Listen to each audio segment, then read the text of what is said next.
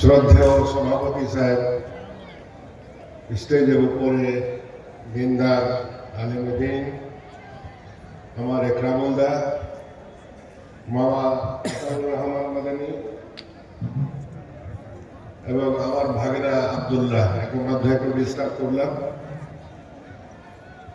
আপনাদের সবাইকে আমার আসসালামু আলাইকুম ওয়া রাহমাতুল্লাহি ওয়া বারাকাতুহু।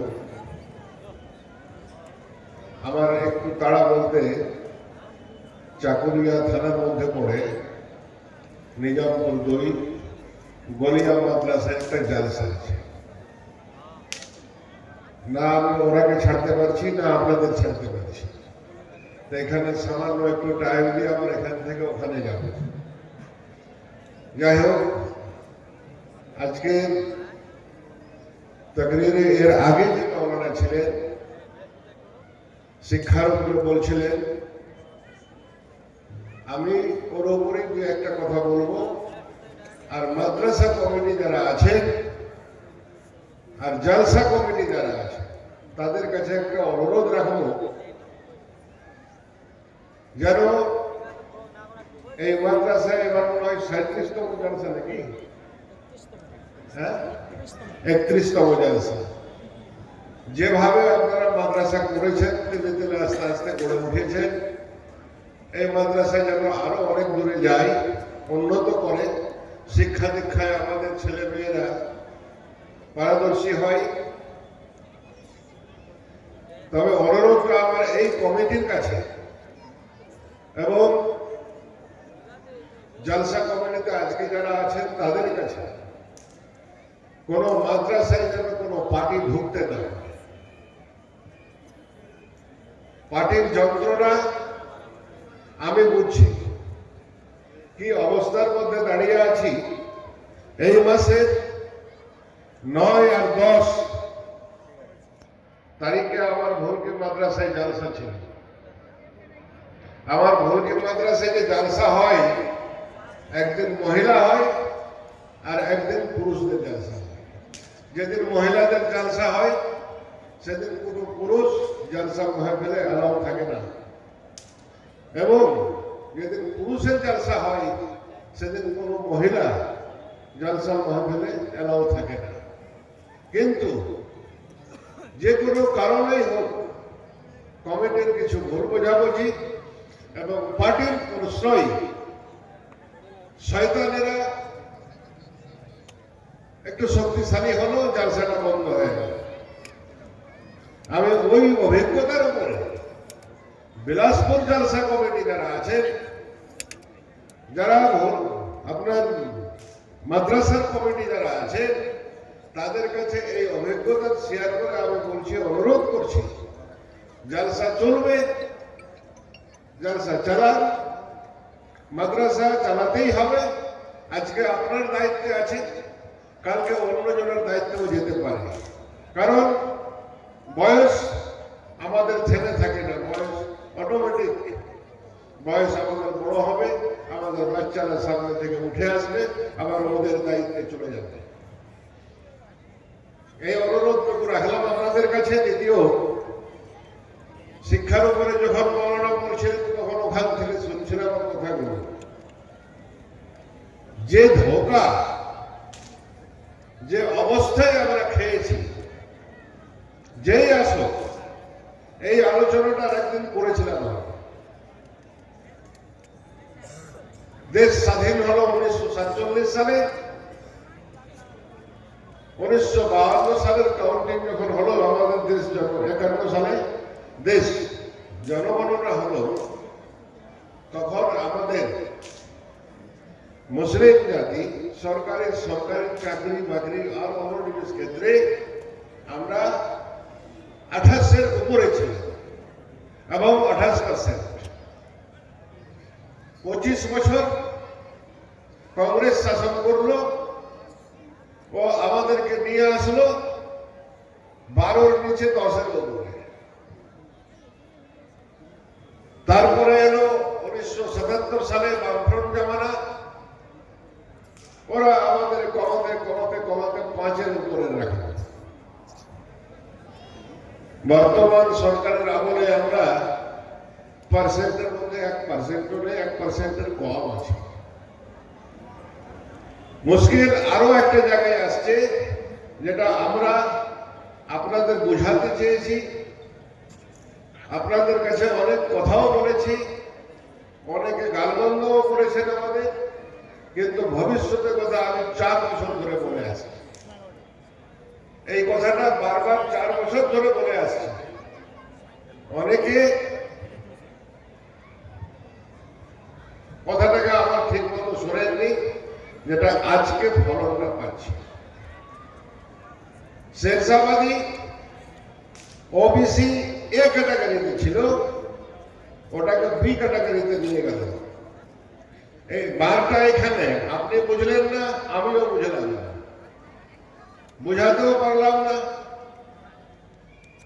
ওখান থেকে যাওয়ার পরে যে ফলটা এসেছে, আমি তার 2-1টা নমুনা বলছি আপনাকে। বাঁকুড়া থেকে শুরু করে কোচবিহার পর্যন্ত কলেজ সার্ভিস মানে সিএসসি কলেজ সার্ভিস কমিশন যে 139টা ছেলেকে অ্যাপয়েন্টমেন্ট দিয়েছে, তার মধ্যে 3টা মুসলিম আছে। তাহলে যদি আমরা 5-এর জায়গায় ধরতাম, তাহলে 15টা পেতাম, 12টা পেতাম, আর 10টা তো পেতাম। মারা গেছে ভাই। এবার ওয়াকফ নিয়ে আর 4 দিন ধরে যেটা চলছে, ওয়াকফ এই মাদ্রাসা মসজিদ এখন যে হারে বলছে, আমার পশ্চিমবঙ্গ সরকারও বলছে যে আপনারা এখন ওই এর মতো অনলাইনে করে যান, তাহলে আমার সম্পত্তিটা থাকলো কোথায়? প্রশ্নটা এখানে। ওয়াকফ এই জায়গায় বার আসছে আমাদের এসআইআর নিয়ে। এসআইআর এটাকে যেতে ভাববেন না, তবে আমাদের লোক সচেতন আছে বলে আমাদের এলাকায় অনেকগুলো জায়গায় হয়ে গেছে এসআইআর। যেমন আমার গ্রামে 24 তারিখে সবকিছু জমা দিয়ে দিয়েছে। আমার গ্রামে যে বিএলও ছিল, ও 24 তারিখে প্রথম আমার গ্রামের এটা করে জমা দিয়ে দিয়েছে গভর্নমেন্ট। আমরা একটু এটাও জলসার মধ্যে আমরা বলেছি, যারা শিক্ষিত ছেলে আছো, সম্ভবত আর 3-4 দিন টাইম আছে।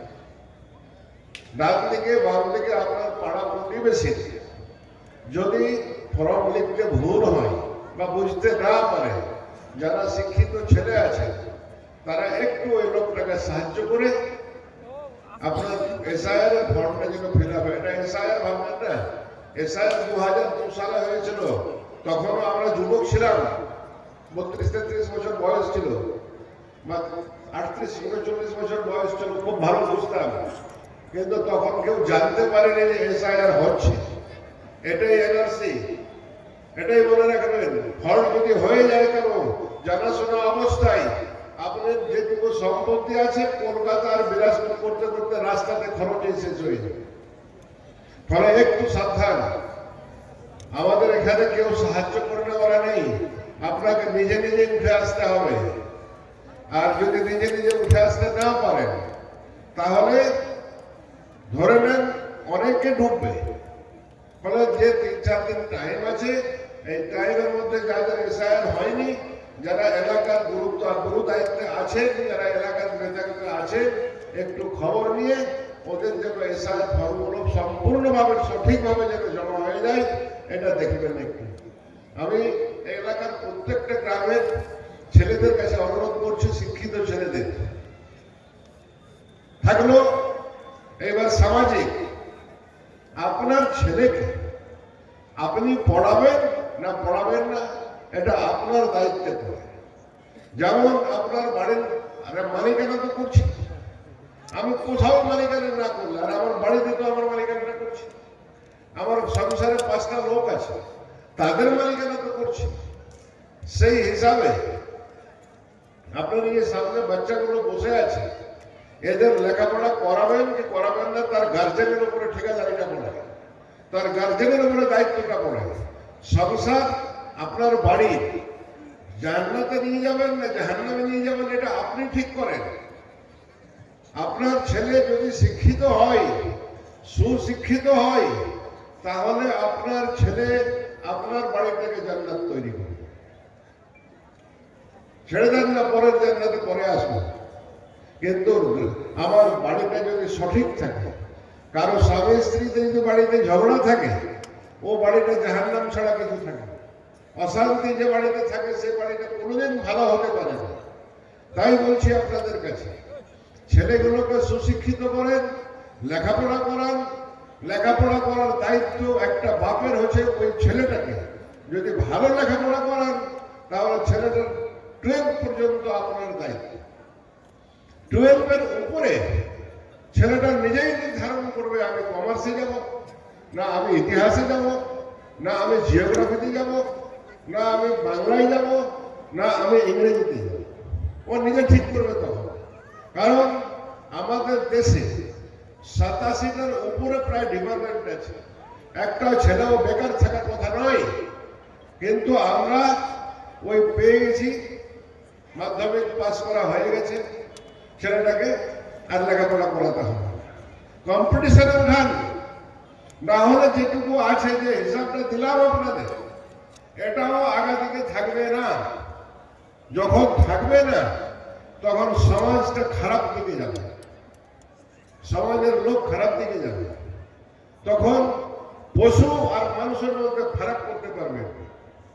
তাই প্রত্যেকটা গার্জেনের কাছে আমার আবেদন থাকছে, অনুরোধ থাকছে, যেন ছেলেগুলো স্কুল মাদ্রাসা শিক্ষার আঙিনা থেকে বাইরে না থাকে।